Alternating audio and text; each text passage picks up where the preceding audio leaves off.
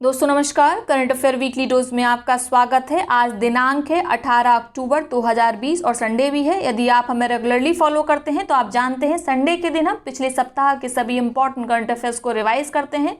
तो चलिए शुरू करते हैं आज के सेशन को इंपॉर्टेंट करंट अफेयर के साथ।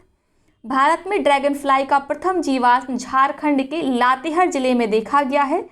ट्री ट्रांसप्लांटेशन पॉलिसी हाल ही में दिल्ली सरकार द्वारा शुरू की गई। इस योजना के अंतर्गत किसी भी निर्माण या विकास परियोजना के लिए उखाड़े गए 80% पेड़ों को अनिवार्य रूप से प्रत्यारोपित करना होगा। अभी तक पॉलिसी यह थी कि एक पेड़ के बदले 10 पौधे लगाए जाएंगे। तो यह पॉलिसी तो काम करेगी। इसके साथ ही किसी निर्माण या विकास परियोजना के लिए यदि पेड़ उखाड़े जाते हैं तो जितने पेड़ उखाड़े जाते हैं उनकी संख्या का 80% पेड़ों को अनिवार्य रूप से दूसरे स्थान पर प्रत्यारोपित करना होगा। अगला करंट अफेयर देखते हैं। भारतीय रिजर्व बैंक आरबीआई ने 1 लाख करोड़ राशि के साथ 3 साल के लिए on tap TLTRO target long term repo scheme आरंभ की। इस स्कीम का उद्देश्य मार्केट में तरलता सुनिश्चित करना है, लिक्विडिटी को बढ़ाना है ताकि डिमांड को दोबारा से जनरेट किया जा सके। बंगलौर रोज यह प्याज की एक किस्म है। स्थानीय रूप से इसे कर्नाटक और बेंगलोर में उगाई जाती है। इसे गुलाबी रुल्ली के नाम से जाना जाता है। चर्चा में क्यों है? केंद्र सरकार ने हाल ही में इसके निर्यात की मंजूरी प्रदान की, जिस कारण यह प्याज की किस्म चर्चा में आ गई। बंगलौर रोज को 2015 में भौगोलिक संकेतक जीआई टैग मिला था। 11 अक्टूबर को अंतर्राष्ट्रीय बालिका दिवस के रूप में मनाया जाता है। इसकी शुरुआत 2012 में संयुक्त राष्ट्र द्वारा की गई थी। इसकी थीम याद रखिएगा, हमारी आवाज़ और हमारा समान भविष्य।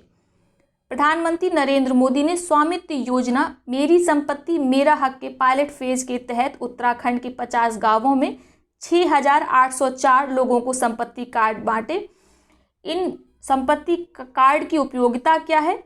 संपत्ति कार्ड के जरिए ग्रामीणों को अपनी जमीन और संपत्ति को एक वित्तीय संपत्ति के तौर पर इस्तेमाल करने की सुविधा होगी। ऐसे में इस सुविधा के माध्यम से ग्रामीण भारत के लोग कर्ज ले सकेंगे। अब बात करते हैं स्वामित्व योजना की। स्वामित्व का फुल फॉर्म जान लीजिए पहले क्या होता है।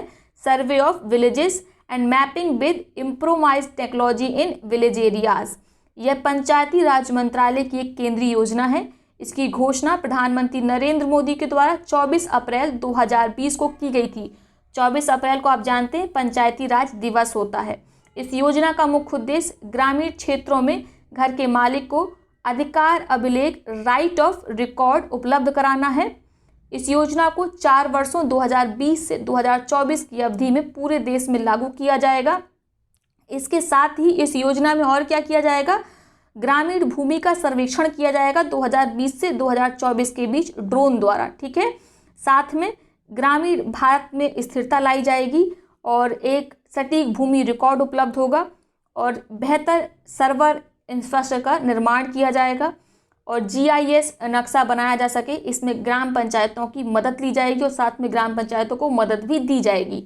तो याद रखना है आपको। सिंपल सा इसका उद्देश्य क्या है? जितने भी संपत्ति संबंधी विवाद होते हैं वो किस प्रकार से गाँव में कम किए जा सके और किस तरह के से ग्रामीण लोग अपनी जो भूमि है उसका प्रयोग संपत्ति के तौर पर करके कर्ज वगैरह ले सकें। अगला करंट अफेयर देखते हैं। केंद्र सरकार द्वारा जारी गाइडलाइंस के मुताबिक बलात्कार के मामलों की जांच 2 महीने के भीतर पूरी करनी होगी। तो टाइम याद रखिएगा, कितने महीने के भीतर पूरी करनी होगी? 2 महीने के भीतर। नए नियमों के अनुसार चुनाव आयोग ने राजनीतिक दलों के पंजीकरण रजिस्ट्रेशन के लिए अब नोटिस की अवधि को 30 दिन से घटाकर मात्र 7 दिन कर दिया है। किसान कल्याण कोष बोर्ड को केरल सरकार द्वारा बनाने का निर्णय लिया गया है। यह देश का पहला अपनी तरह का कोष होगा। हाल ही में काले जीरे का अनुसंधान संस्थान पंपौर जम्मू कश्मीर में स्थापित किया गया है। यानी ब्लैक क्यूमीन का अनुसंधान संस्थान कहाँ खोला गया है? पंपौर जम्मू कश्मीर में। आगे देखते हैं। भारत की पहली हाइड्रोजन ईंधन cell HFC electric hybrid car का सफल परीक्षण CSIR अर्थात वैज्ञानिक व औद्योगिक परिषद व KPIT टेक्नोलॉजी द्वारा पुणे में किया गया। HFC तकनीक में हाइड्रोजन और ऑक्सीजन में केमिकल रिएक्शन कराकर इलेक्ट्रिक एनर्जी प्राप्त की जाती है और उत्सर्जन के तौर पर केवल पानी निकलता है। यह पहल वायु प्रदूषण और ग्रीन हाउस गैसों के उत्सर्जन को कम करने के साथ ही जैविक ईंधन पर निर्भरता को कम करेगी। आगे देखते हैं, हाल ही में भारत दुनिया का पहला ऐसा देश बना है जिसके 8 समुद्र तटों को एक साथ और पहले प्रयास में ही ब्लू फ्लैग प्रमाणन सर्टिफिकेशन से सम्मानित किया गया। ब्लू फ्लैग कार्यक्रम समुद्र तटों को पर्यावरण हितैषी बनाने के लिए FEE foundation for environment education Denmark द्वारा 2017 में फ्रांस के पेरिस में शुरू किया गया था। यानी ब्लू फ्लैग प्रमाणन देता कौन है? फी देती है, फाउंडेशन फॉर एनवायरमेंट एजुकेशन देती है। इसने कुल 33 मानक बना रखे हैं और इन्हीं मानकों के आधार पर इस तरह का प्रमाणन दिया जाता है। कुछ मानक हम आपको बता देते हैं, जैसे समुद्र तटों पर किस प्रकार की सफाई है, किस तरीके से कचरे का निस्तारण किया जाता है, प्राथमिक चिकित्सा सुविधा उपलब्ध है कि नहीं, जो पालतू पशु हैं उनका आना प्रतिबंधित है कि नहीं। इसी तरह के कुल 33 मानक है जिनके आधार पर ब्लू फ्लैग प्रमाणन दिया जाता है। तो एक साथ भारत के 8 समुद्री तटों को ब्लू फ्लैग प्रमाणन फी द्वारा दिया गया। कौन कौन से वे हैं समुद्री तट, एक बार देख लेते हैं। शिवराजपुर बीच गुजरात का, कासारकोड और पादुबिद्री कर्नाटक का, यानी कर्नाटक से 2 हैं। गोल्डन बीच उड़ीसा, राधानगर अंडमान निकोबार, घोगला बीच दीव, कप्पड़ बीच केरल और रूसीकोंडा आंध्र प्रदेश का, याद रखना है आपको। आगे देखते हैं, विजया राजे सिंधिया ग्वालियर की राजमाता हैं। प्रधानमंत्री नरेंद्र मोदी ने 100 रुपये का स्मारक सिक्का सम्मान में जारी किया। विजया राजे सिंधिया जी जनसंघ की नेता और भाजपा की संस्थापक सदस्यों में से एक थीं। The Khalistan conspiracy a former रॉ ऑफिसर अनरेबल्स द पार्ट 2 1984, यह एक पुस्तक का नाम है। किसके द्वारा लिखी गई है? रॉ ऑफिसर के द्वारा। उन रॉ ऑफिसर का नाम क्या है? जीबीएस सिद्धू। तो याद रखिएगा, जीबीएस सिद्धू ने the Khalistan conspiracy a former रॉ ऑफिसर अनरेबल्स दी पार्ट 2 1984 लिखी है। ठीक है, परीक्षा में केवल द खालिस्तान कॉन्स्पिरेसी भी लिखकर आ सकता है। आगे देखते हैं, स्पिया लिया जेब्रा, यह तितली की एक प्रजाति है जो हाल ही में राजस्थान में खोजी गई है। अर्जेंटीना विश्व का पहला देश बन गया है जिसने जेनेटिकली मॉडिफाइड गेहूं के विपणन की मान्यता दे दी है, अनुमति प्रदान कर दी है। ठीक है, तो जेनेटिकली मॉडिफाइड गेहूं का नाम याद रखिएगा, नाम क्या है? HB4 सूखा प्रतिरोधी GMO गेहूं, HB4 drought resistant GMO wheat. ठीक है, तो अर्जेंटीना GMO गेहूं की फसल को अनुमति देने वाला विश्व का पहला देश बन गया है। हाल ही में विज्ञान व प्रौद्योगिकी विभाग DST ने IBM इंडिया के साथ मिलकर 2 पहलों की शुरुआत की है, विज्ञान ज्योति और इंगेज विद साइंस। विज्ञान ज्योति के तहत छात्रों को STEM सीखने हेतु प्रोत्साहित किया जाएगा। इसमें करियर बनाने के लिए प्रेरित किया जाएगा। STEM अर्थात science, technology, engineering and mathematics. Engage with science क्या है? हाई स्कूल के लिए छात्र, शिक्षकों एवं वैज्ञानिकों के साथ एक समुदाय का गठन किया जाएगा। ठीक है, और इसी समुदाय के गठन की ये पहल है, इंगेज विद साइंस। इस समुदाय में कौन कौन होंगे? छात्र, शिक्षक और वैज्ञानिक। तो जो छात्रों की रुचि विज्ञान की तरफ किस तरीके से बढ़ाई जाए, इसीलिए इंगेज विद साइंस शुरू किया गया है। शाम को सेशन आता है एवरीडे, शाम की चाय के साथ 10 इंपॉर्टेंट करंट अफेयर्स, आप उसको ज़रूर देखा करिए।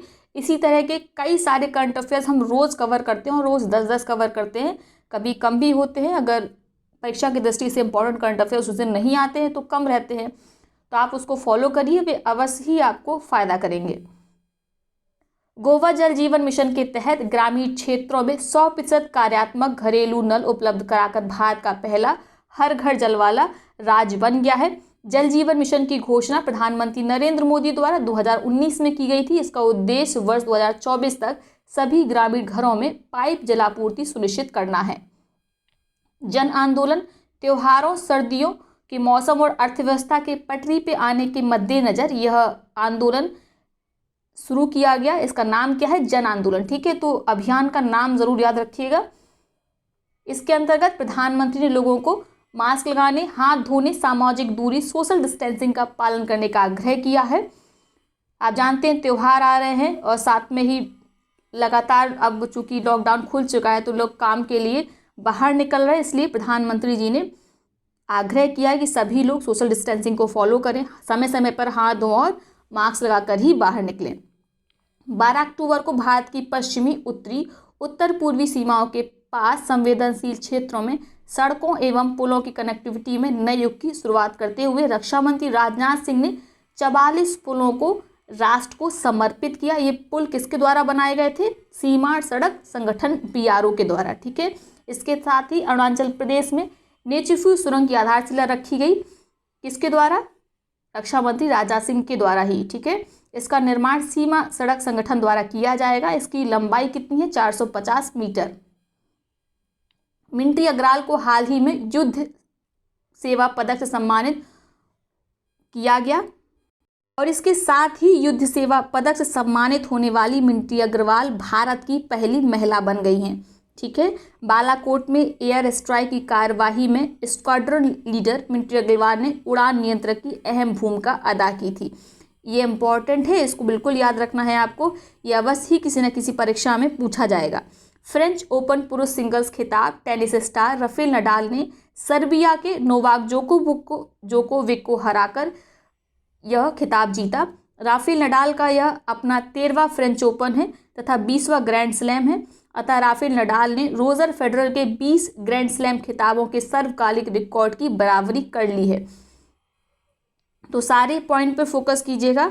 ठीक है, फ्रेंच ओपन जीता किसने है? राफेल नडाल ने। किसको हराकर जीता है? नोवाक जोकोविच को। और राफेल नडाल का यह 13वां फ्रेंच ओपन है और 20वां ग्रैंड स्लैम है। और 20 ग्रैंड स्लैम अभी तक किसके थे? रोजर फेडरर के थे। ठीक है, तो राफेल नडाल ने रोजर फेडरर के 20 ग्रैंड स्लैम खिताब के सर्वकालिक रिकॉर्ड की बराबरी कर ली है। फ्रेंच ओपन महिला सिंगल्स खिताब पोलैंड की इगा स्विटेक ने सोफिया केनिन को हराकर जीता। इगा स्विटेक फ्रेंच ओपन खिताब जीतने वाली पोलैंड की पहली महिला खिलाड़ी हैं। आगे बात करते हैं हरिकेन डेल्टा की। अमेरिका के लुइसियाना और टेक्सास राज्यों में तेज हवाओं के साथ ही भारी बारिश देखी गई। हरिकेन उष्णकटिबंधीय चक्रवात है। इसके वायु प्रणाली के केंद्र में निम्न दाब और बाहरी परिधि में उच्च दाब होता है। मध्य प्रदेश के 64 शहरी व स्थानीय निकायों में सुविधाओं में सुधार लाने के मकसद से भारत सरकार और एशियाई विकास बैंक ADB ने $270 मिलियन का ऋण समझौता किया है। तो आपको याद रखना है 270 मिलियन का ऋण समझौता भारत सरकार और ADB के बीच किस लिए किया गया है? मध्य प्रदेश के स्थानीय शहरी निकायों में सुविधाओं के सुधार हेतु।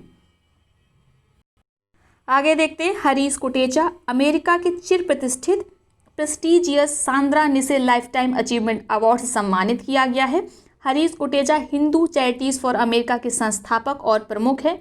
इनको यह पुरस्कार बच्चों और बेघर हो चुके युवाओं को जरूरतों को पूरा करने के क्षेत्र में किए गए कार्यों के लिए दिया गया है। तो आप इनका नाम याद रखना। ठीक है, भारतीय मूल के हैं इसीलिए इम्पॉर्टेंट हो जाते हैं। थट्टेकट पक्षी अभ्यारण्य पर्यावरण वन एवं जलवायु परिवर्तन मंत्रालय ने इसके आसपास के 1 किलोमीटर के क्षेत्र को सेंसिटिव जोन बनाने की अधिसूचना का ड्राफ्ट जारी कर दिया है। ये कहाँ स्थित है? थट्टेकट पक्षी अभ्यारण्य केरल में पेरियार नदी के उत्तर में अवस्थित राज्य का पहला पक्षी अभ्यारण्य है। इस वर्ष यानी 2020 में दिवाली पर कामधेनु दीपावली अभियान मनाने के लिए राष्ट्रव्यापी अभियान शुरू कर दिया गया है। अभियान का मकसद गाय के गोबर और पंचगव्य उत्पादों के इस्तेमाल को बढ़ावा देना है। यानी जो गाय के गोबर है और पंचगव्य उन्हें अर्थव्यवस्था में शामिल करना इसका मुख्य उद्देश्य है। इस अभियान में 33 करोड़ दीपक, गणेश लक्ष्मी की मूर्तियां व सजावटी वस्तुओं को गोबर व पंचगव्य की मदद से बनाया जाएगा। कामधेनु आयोग इन वस्तुओं के निर्माण के लिए गैर सरकारी संगठनों को प्रशिक्षण देगा। राष्ट्रीय कामधेनु आयोग की स्थापना केंद्रीय मंत्रिमंडल के एक प्रस्ताव के माध्यम से की गई थी। इसका मुख्य कार्य गायों एवं उनके वंशजों को संरक्षण और उनके विकास पर ध्यान देना है। आगे बात करते हैं टेक फॉर ट्राइबल्स पहल हाल ही में जनजातियों के विकास के लिए ट्राइफेड, IIT कानपुर और छत्तीसगढ़ MFP फेडरेशन ने मिलकर हाल ही में इस पहल को लॉन्च किया है। यह पहल जनजातियों, उद्यमियों और शहरी बाजारों के बीच संपर्क को बढ़ावा देने के लिए लॉन्च की गई है। इसका उद्देश्य वन धन विकास केंद्रों के माध्यम से संचालित होने वाले स्वयं सहायता समूहों HG सेल्फ हेल्प ग्रुप की सहायता से उद्यमिता विकास, सॉफ्ट स्किल, सूचना प्रौद्योगिकी IT और व्यावसायिक विकास पर ध्यान देने के साथ आदिवासियों का समग्र विकास करना है। ठीक है, छत्तीसगढ़ राज्य के सभी जिलों में वन धन लाभार्थियों को सूक्ष्म उद्यम निर्माण प्रबंधन कामकाज के विभिन्न पहलुओं पर प्रशिक्षित किया जा रहा है। तो मोटा मोटा आप याद रखिएगा, टेक फॉर ट्राइबल्स पहल किसके द्वारा शुरू की गई है? ट्राइफेड के द्वारा, आईआईटी कानपुर और छत्तीसगढ़ एमएफई फेडरेशन के द्वारा। इसका उद्देश्य क्या है? जनजातियों का विकास करना, ठीक है, विकास सर्वांगीण हो। और इसमें किसकी मदद ली जाएगी? वन धन विकास केंद्रों की। अब बात कर लेते हैं ट्राइफेड की। आप जानते हैं ट्राइफेड का गठन 1987 में किया गया था जनजाति कार्य मंत्रालय के तत्वाधान में राष्ट्रीय नोडल एजेंसी के रूप में। ट्राइबल का फुल फॉर्म आप जानते होंगे, tribal cooperative marketing development federation of India. जनजातीय लोगों के कल्याण, उनके सशक्तिकरण के लिए यह कार्य करता है। आगे देखते हैं, हाल ही में इमोमाली रहमोनी को ताजिकिस्तान के राष्ट्रपति के रूप में दोबारा चुना गया है। इनका कार्यकाल 7 वर्षों का होगा। ताजिकिस्तान की कैपिटल दुशानबे होती है, राइट। आगे देखते हैं, अक्टूबर 2020 में संघाई सहयोग संगठन एससीओ के कानून एवं न्याय मंत्रियों की 7वीं बैठक की मेजबानी भारत द्वारा केंद्रीय मंत्री रविशंकर की अगुवाई में की गई। एससीओ की स्थापना 15 जून 2001 में हुई थी। इसका हेडक्वार्टर बीजिंग, चीन में है। इसमें कुल 8 सदस्य हैं, तो देख लीजिए कौन कौन सदस्य है। Bharat, Pakistan, Kyrgyzstan, Kazakhstan, Tajikistan, रूस, चीन, उज्बेकिस्तान शामिल हैं। तो आप देख रहे हैं इसमें कौन शामिल नहीं है, जो अक्सर परीक्षाओं में पूछ लिया जाता है। तुर्कमेनिस्तान इसमें शामिल नहीं है, ठीक है। आगे देखते हैं, index of industrial production IIP. यह इंडेक्स केंद्रीय सांख्यिकी संगठन द्वारा प्रकाशित किया जाता है। यह सूचकांक अर्थव्यवस्था के विभिन्न क्षेत्रों जैसे खनन, विद्युत विनिर्माण आदि के लिए समृद्धि ग्रोथ का विवरण प्रस्तुत करता है। यह सूचकांक किसी चयनित अवधि के दौरान औद्योगिक उत्पादों की एक बास्केट के उत्पादन की मात्रा में अल्पावधि में होने वाले परिवर्तन को मापता है। आईआईपी बास्केट पे कुल मदों की संख्या 620 से बढ़ाकर 809 कर दी गई है। थोक मूल सूचकांक यानी WPI के लिए नई श्रृंखला में मदों की संख्या 676 से बढ़ाकर 697 कर दिया गया है। WPI में अब अप्रत्यक्ष करों को शामिल नहीं किया जाएगा, तो इस पॉइंट पर विशेष फोकस रखिएगा। आगे देखते हैं, चेन्नई शहर में आयुष प्रणालियों के लिए रीजनल रॉ ड्रग रिपोजिटरी का शुभारंभ किया गया।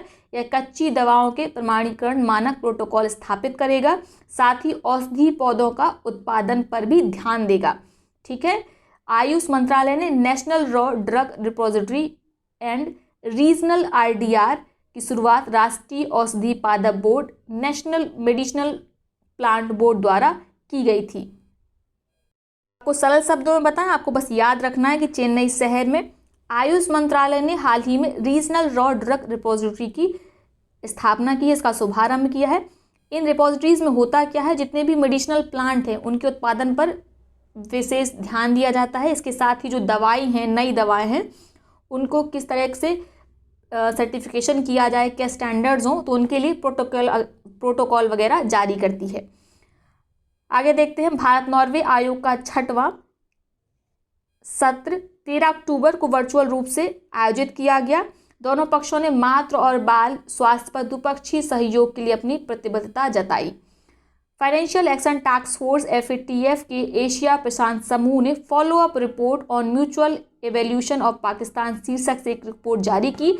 इस रिपोर्ट ने FATF ने घोषणा की कि पाकिस्तान इस संगठन की ग्रे सूची में बना रहेगा। पाकिस्तान को ग्रे सूची में 2018 में शामिल किया गया था। ग्रे सूची में शामिल देशों को IMF, ADB, वर्ल्ड बैंक जैसी जितने भी अंतर्राष्ट्रीय संगठन हैं उनसे वित्तीय सहायता प्राप्त करने में मुश्किल होती है। इसके साथ ही याद रखिएगा, इसमें मेंशन नहीं किया गया है जो एशिया प्रशांत समूह APC है, जो follow up report on mutual evaluation of Pakistan है। इस रिपोर्ट में क्या बताया गया है कि पाकिस्तान को एनहेंस्ड फॉलोअप लिस्ट में रखा गया है, यानी लगातार पाकिस्तान पे अब नज़र रखी जाएगी। एशिया प्रशांत समूह या APC क्या है, ये FATF का ही एक क्षेत्रीय संगठन है। और जो FATF है वह क्या करता है, मनी लॉन्ड्रिंग पर नज़र रखता है, ठीक है। अनुदान जो एक देश से दूसरे देश या एक संगठन द्वारा, एक संस्थान द्वारा दिया जा रहा है, उसकी भी निगरानी रखता है कि अनुदान का प्रयोग सही जगह पे हो रहा है कि नहीं हो रहा है। अब बात करते हैं FATF कौन कौन सी लिस्ट जारी करता है। तो FATF मुख्यतः 3 लिस्ट जारी करता है, वाइट लिस्ट, ब्लैक लिस्ट और ग्रे लिस्ट। वाइट लिस्ट में वे देश आते हैं जो अपने फंडिंग का प्रयोग सही कार्यों के लिए करते हैं जिस उद्देश्य से उन्हें मिली है, ना कि आतंकवाद के लिए, ठीक है। तो भारत वाइट लिस्ट में आता है। दूसरी लिस्ट है ब्लैक लिस्ट, जिनका श्योर है कि वो आतंकवाद को पनाह देने के लिए या इस तरह के जो मिशंस हैं उनको आगे बढ़ाने के लिए या वैमनस्य की भावना से हथियारों की होड़ के लिए फंडिंग का प्रयोग करते हैं, उनको ब्लैक लिस्ट में रखा जाता है। इसमें उत्तर कोरिया और ईरान को रखा गया है।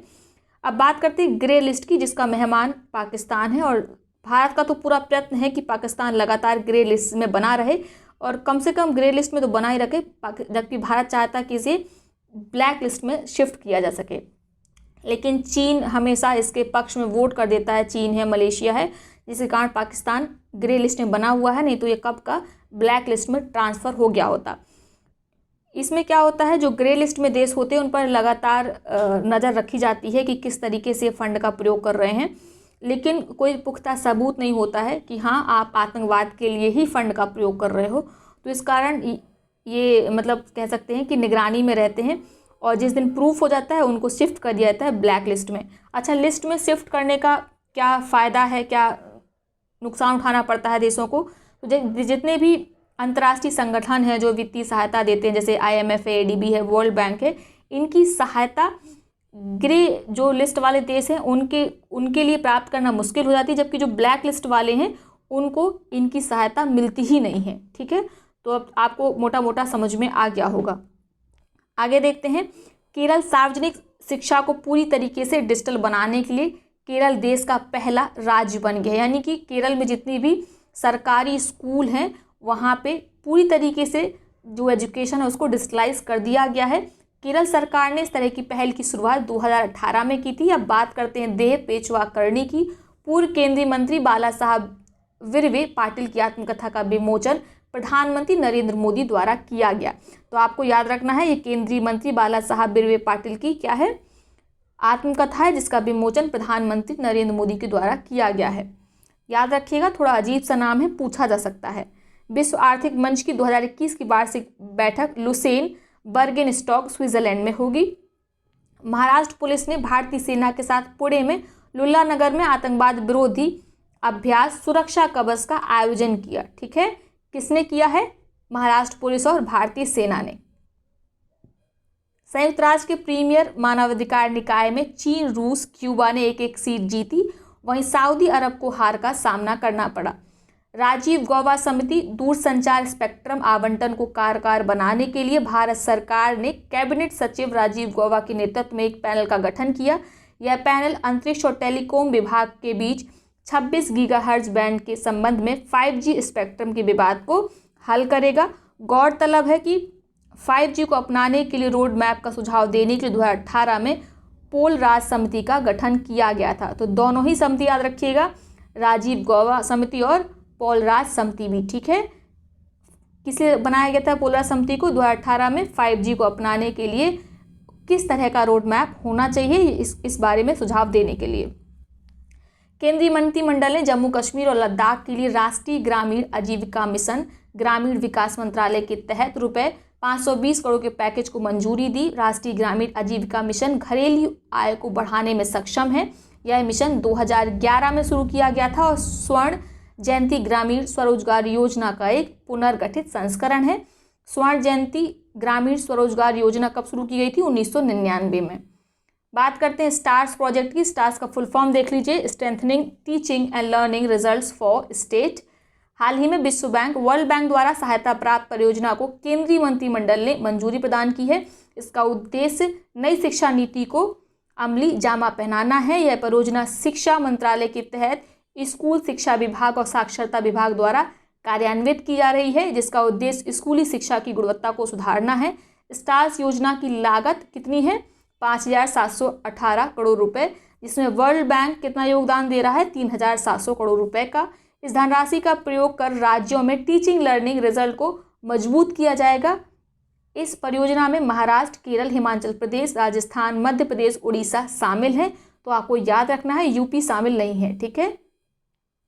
आगे देखते हैं, विश्व छात्र दिवस वर्ल्ड स्टूडेंट डे 15 अक्टूबर को डॉक्टर APJ अब्दुल कलाम की जयंती के अवसर पर प्रत्येक वर्ष 2010 से संयुक्त राष्ट्र की घोषणा के बाद इसका आयोजन किया जा रहा है।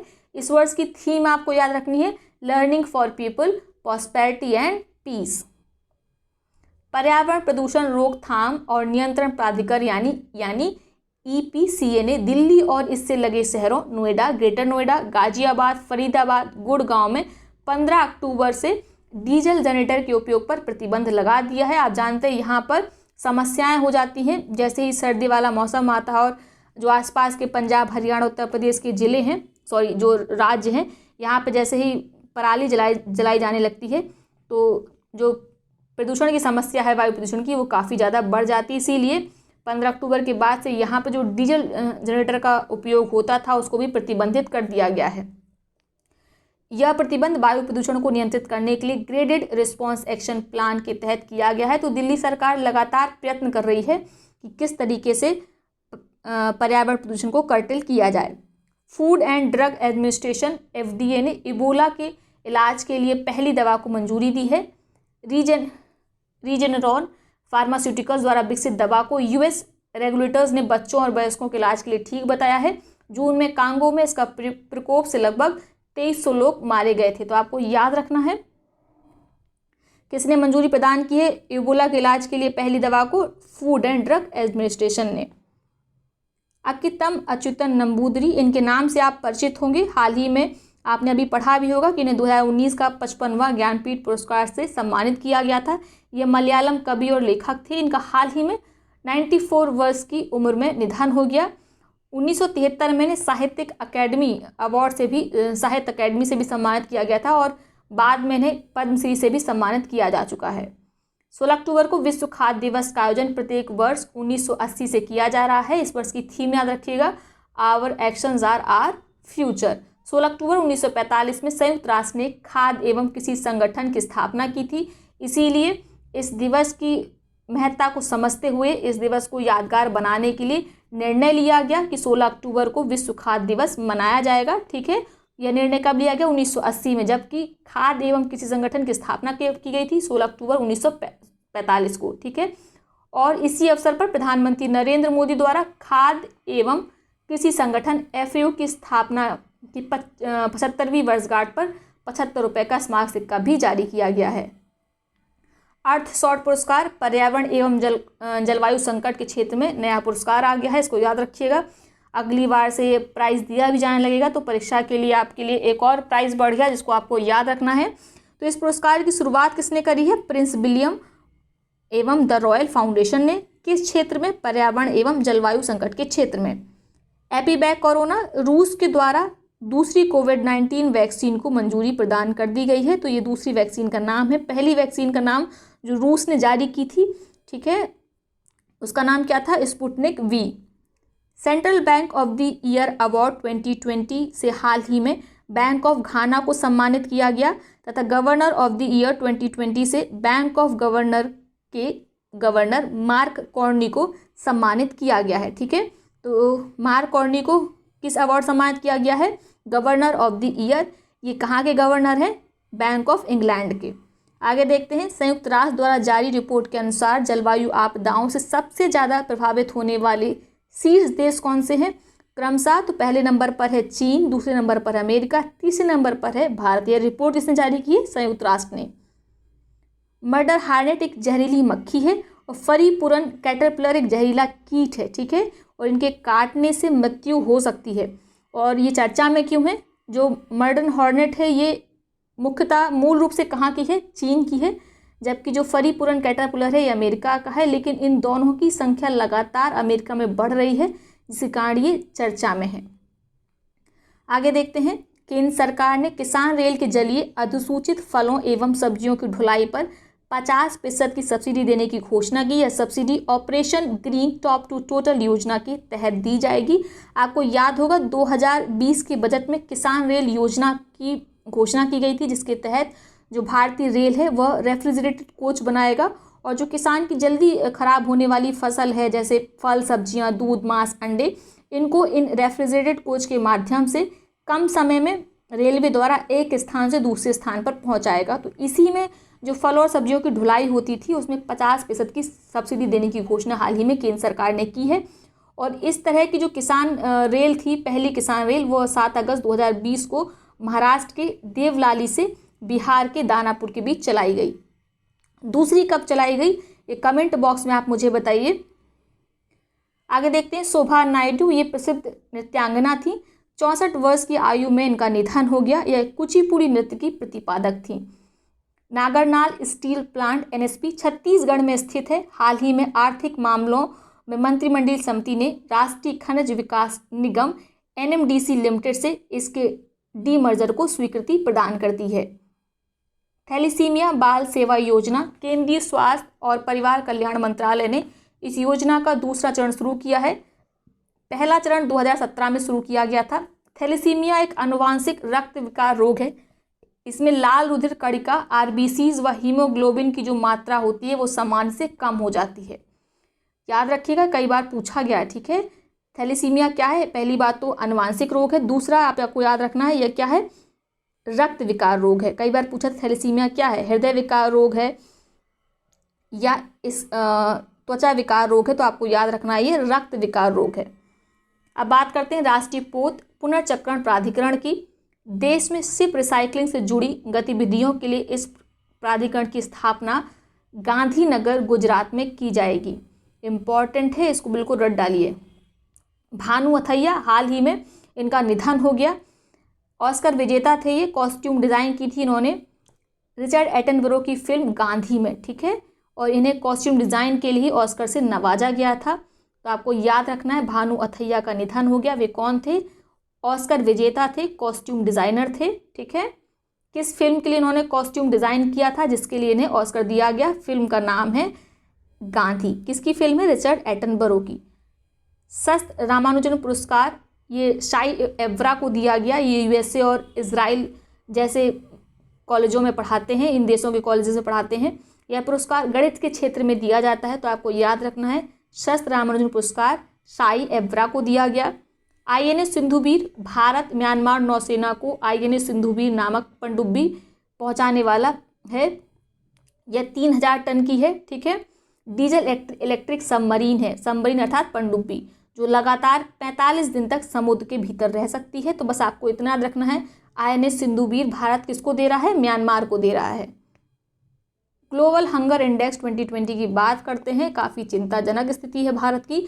यह सूचकांक संयुक्त रूप से concern worldwide and Welthungerhilfe द्वारा जारी किया जाता है। भारत को 107 देशों की सूची में 94वां स्थान मिला है। भारत को भूख के मामले में 27.2 स्कोर के साथ गंभीर स्तर पर रखा गया है, जबकि भारत के पड़ोसी देश नेपाल, पाकिस्तान को भारत से बेहतर स्थिति में रखा गया है और बताया गया है कि इनकी स्थिति भारत से बेहतर है। भारत की रैंक आप देख पा रहे हैं 94 है, वहीं नेपाल की रैंक 73 है, पाकिस्तान की 88 है, बांग्लादेश की 75 है। भारत से सभी देशों की लगभग जितने भी पड़ोसी देश हैं सबकी रैंक भारत से बेहतर है। चाहे आप श्रीलंका की रैंक देख लीजिए या फिर म्यांमार की रैंक देख लीजिए, नेपाल और पाकिस्तान, बांग्लादेश की रैंक तो आप देख ही रहे हैं।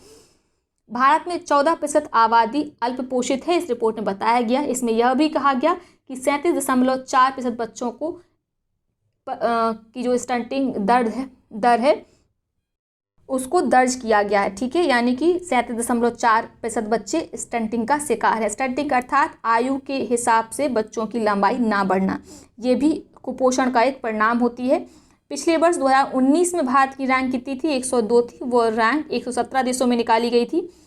और 2018 में अगर हम रैंक की बात करें तो 130 रैंक थी और वो 119 देशों के बीच निकाली गई थी। इस वर्ष की रैंक कितनी है? 94 है। कितने देशों के बीच निकाली गई? 107 देशों के बीच।